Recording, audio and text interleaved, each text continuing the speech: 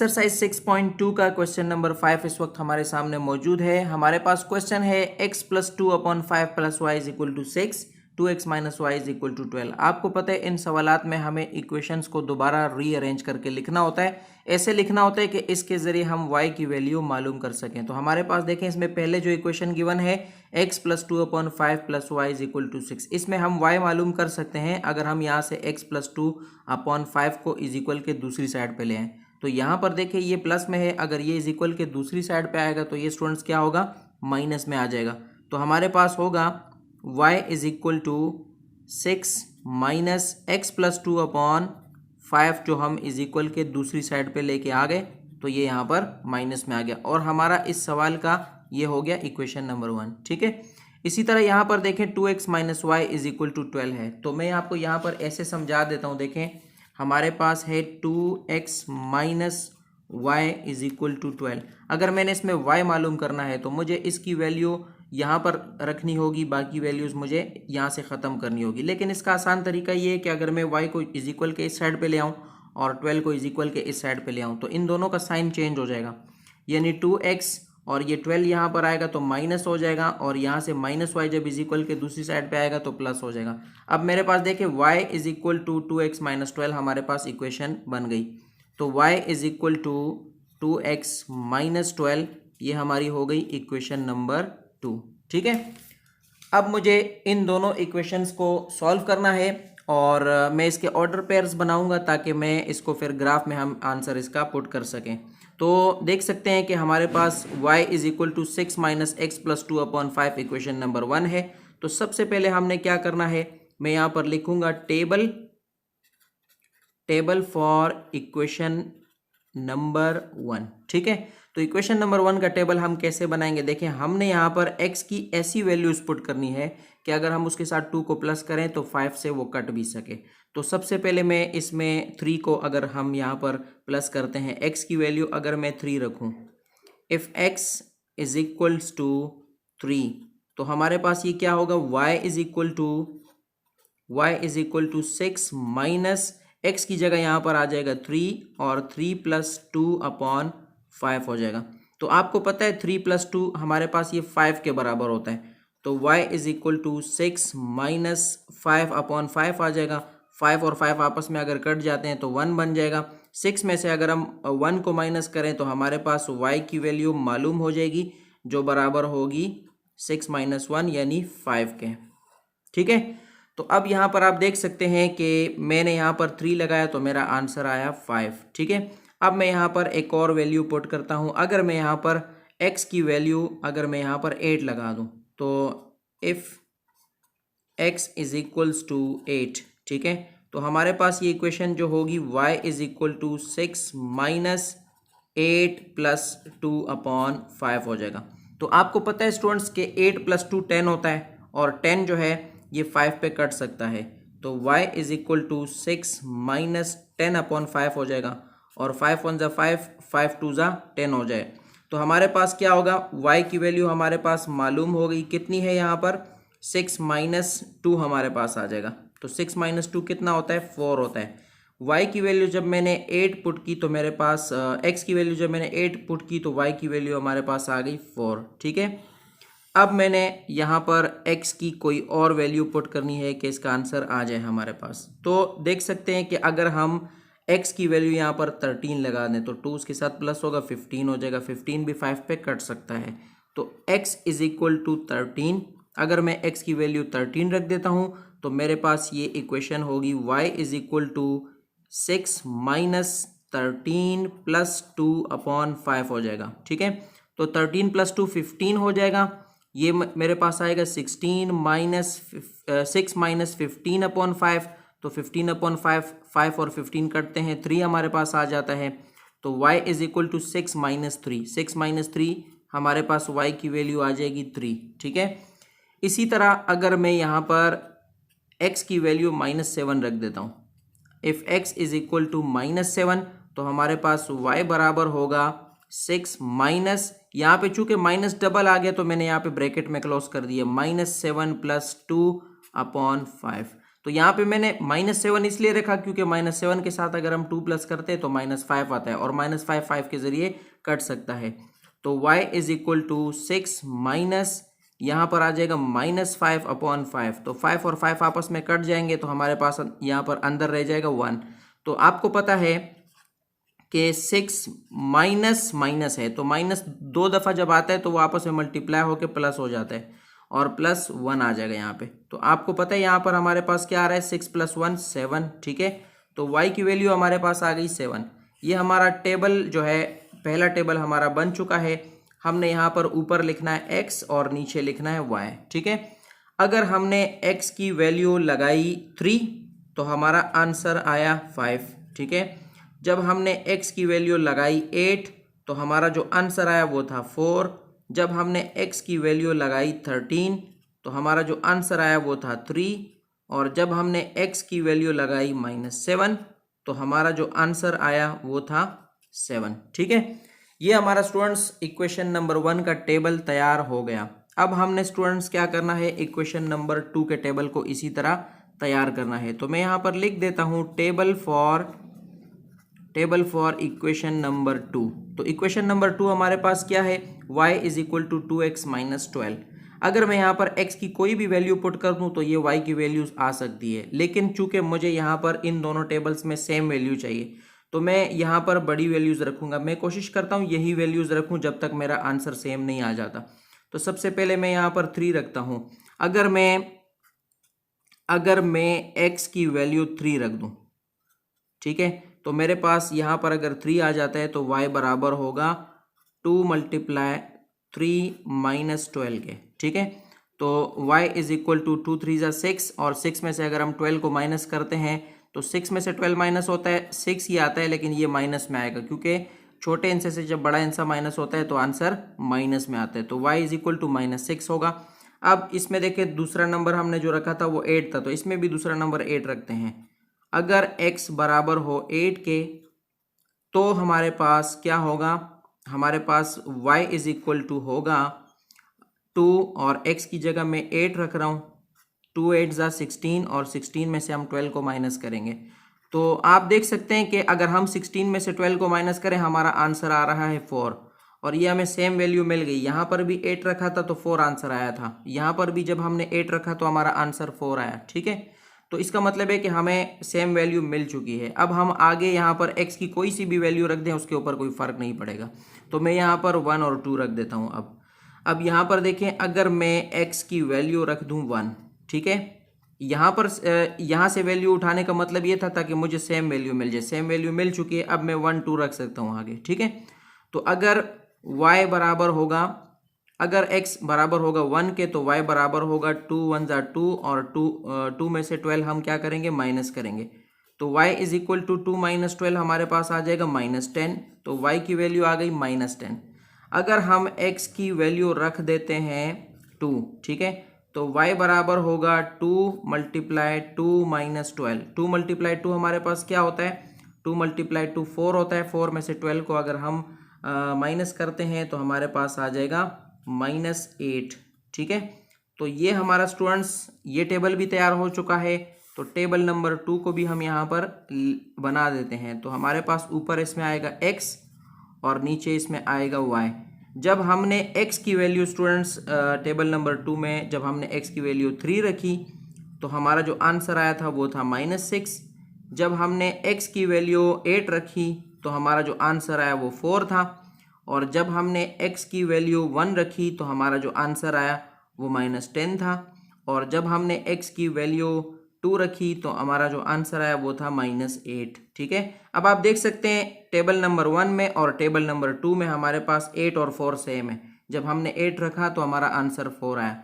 तो यही हमारा सॉल्यूशन सेट है और इसको आप ग्राफ पेपर में भी पुट कर सकते हैं। ग्राफ पेपर में पुट करने का तरीका जब मैं क्वेश्चन नंबर 1 सॉल्व कर रहा था तो आपको मैंने सिखाया था। अगर आपने वो वीडियो अभी तक नहीं देखी तो आप क्वेश्चन नंबर 1 की वीडियो की लिंक मैं डिस्क्रिप्शन में दे रहा हूँ, आप देख लें ताकि आपको ग्राफ पेपर में आंसर पुट करना भी आ जाए। क्वेश्चन नंबर 6 है हमारे पास x minus y upon 3 is equal to 2, x minus 5y is equal to 0। आपको पता है इन दोनों के इक्वेशंस को हमने रीअरेंज करके लिखना होगा। तो सबसे पहले मैं x minus y upon 3 is equal to 2 लिखता हूँ। x minus y upon 3 is equal to 2। अगर मैंने इसमें y मालूम करना है तो मुझे सबसे पहले यहाँ से 3 ख़त्म करना होगा। तो ये मेरे पास हो जाएगा x minus y is equal to 2 और 3 यहाँ पर डिवाइड में है, जब इज इक्वल के दूसरी साइड पे आ जाएगा तो मल्टीप्लाई में आएगा। ठीक है, मल्टीप्लाई होगा तो हमारे पास ये बन जाएगा 2 3 जा 6। अब आप देख सकते हैं अगर मैं y को इज इक्वल के राइट हैंड की तरफ ले आऊँ और 6 को y की साइड पे ले आऊँ तो मेरे पास इन दोनों का साइन चेंज हो जाएगा।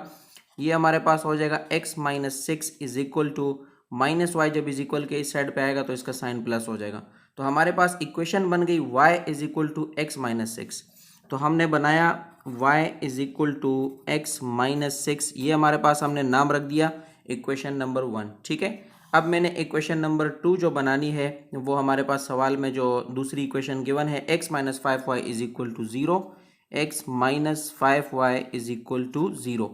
अब मैंने क्या करना है, अगर मैं माइनस 5y को इज इक्वल के दूसरी साइड पे ले आऊँ तो हमारे पास क्या हो जाएगा, x is equal to minus 5y दूसरी साइड पे आएगा तो इसका साइन प्लस में चेंज हो जाएगा, 0 प्लस 5y हो जाएगा। आपको पता है 0 के साथ 5y प्लस होता है तो ये हमारे पास 5y ही आएगा। अब मैंने चूंकि 5y मालूम करना है तो मैं कोशिश करूंगा कि y इज इक्वल के राइट या लेफ्ट हैंड की तरफ अकेला रह जाए। तो मुझे यहाँ से 5 को ख़त्म करना है। 5 यहाँ पर y से मल्टीप्लाई हो रहा है, जब इज इक्वल के इस साइड पे आएगा तो x के डिवाइड में आएगा। तो x upon 5 is equal to y. हमारे पास इक्वेशन बन गई y is equal to x upon 5। तो y is equal to x upon 5, ये हमारे पास बन गई इक्वेशन नंबर 2। अब मैं इन दोनों इक्वेशंस को क्या कर सकता हूँ, सॉल्व कर सकता हूँ। सबसे पहले मैं टेबल ड्रॉ करूँगा इक्वेशन नंबर 1 का। तो मैं यहाँ पर लिख देता हूँ टेबल फॉर इक्वेशन नंबर 1। ठीक है, अब अगर मैं इस इक्वेशन नंबर 1 में x की वैल्यू 1 रख देता हूँ तो हमारे पास y is equal to 1 minus 6 हो जाएगा। y is equal to 1 minus 6। आपको पता है अगर हम 1 में से 6 को माइनस करते हैं तो 6 माइनस 1 5 होता है, इसका साइन आएगा माइनस में, क्योंकि हमने छोटे हिस्से से बड़े को माइनस किया। ठीक है, इसी तरह अगर मैं x की वैल्यू रख देता हूँ 2, ठीक है, तो हमारे पास इक्वेशन बन जाएगी y is equal to 2 minus 6। तो y is equal to 2 minus 6। 2 minus 6 आपको पता है 6 माइनस से 2 माइनस करेंगे तो 4 आता है, साइन हम क्या रखेंगे, माइनस रखेंगे, तो ये हो जाएगा हमारे पास -4। ठीक है, अगर मैं x की वैल्यू रख देता हूँ 3, if x is equal to 3, तो हमारे पास इक्वेशन बन जाएगी y is equal to 3 minus 6। तो 3 माइनस 6 हमारे पास होगा y is equal to 3 minus 6। 6 में से 3 को माइनस करें 3 बच जाता है, तो हमारे पास आ जाएगा y इज इक्वल टू -3। ये हमारे पास इसकी तीसरी वैल्यू आ गई। अब हम यहाँ पर एक और वैल्यू मालूम करेंगे। याद रखें स्टूडेंट्स के हमारे पास आपकी बुक में क्वेश्चन नंबर जो 6 है 6.2 का, तो उसमें हमारे पास ये एक ही सवाल है जिसका आंसर हमारे पास रेशनल नंबर में आता है। तो ये जो वैल्यू है ये चूंकि बहुत बड़ी वैल्यू भी है तो इसलिए आपको इसको याद करना होगा। आपके लिए इसको मालूम करना और ढूंढ कर तलाश करके हल करना आपके लिए मुश्किल होगा। अगर आप इसको याद कर लेंगे इस वैल्यू को, तो अगर ये सवाल आपके पेपर में आ जाता है तो आप इसको सॉल्व कर सकेंगे इजीली। इसके अलावा आपके जितने भी सवालात हैं क्वेश्चन नंबर 6 के अलावा वो बहुत इजी हैं, जिस तरह हमने इससे पहले के सवालात हल किए हैं। ठीक है, तो इसमें हम एक वैल्यू ये लगाएंगे, if x is equal to 15/2। ठीक है, तो 15/2 वैल्यू अगर मैं लगाता हूँ इसमें तो हमारे पास इक्वेशन बन जाएगी y is equal to 15/2 minus 6, y is equal to 15/2 minus 6 हो जाएगा। तो 15/2 माइनस 6 आपको पता है कैसे सॉल्व होगा, इसमें हम एलसीएम निकालेंगे। यानी जहाँ पर आपको पता है रेशनल नंबर आ जाता है तो अगर दूसरा नंबर रेशनल नहीं भी होता उसको हम खुद से रेशनल कर देते हैं। तो हमारे पास इसका एलसीएम कैसे मालूम होगा, 2 और 1 का एलसीएम आपको पता है 2 होता है। तो 2 के टेबल में 2 पहले नंबर पे होता है, 2 1 ज़ा 2 और 15 1 ज़ा 15 हो जाएगा हमारे पास। ठीक है, इसी तरह माइनस बीच में आएगा। अब 1 2 ज़ा 2 होता है और 1 2 ज़ा 2 होता है और 2 6 ज़ा 12 होता है। ठीक है, तो ये हमारे पास आ जाएगा 15 माइनस 12/2। तो 15 माइनस 12/2 आपको पता है 15 में से 12 निकालें 3 आता है और नीचे 2 आएगा। ये हमारे पास वैल्यू आ गई y इज इक्वल टू 3/2। अब हमारे पास टेबल कंप्लीट हो चुका है। तो हमने क्या करना है, इसमें हमने वैल्यूज़ पुट करनी है। जब हमने x की वैल्यू लगाई 1 तो हमारे पास जो आंसर आया था वो था -5। जब हमने x की वैल्यू लगाई 2 तो हमारे पास जो आंसर आया था वो था -4। जब हमने x की वैल्यू लगाई 3 तो हमारे पास जो आंसर आया था वो था -3।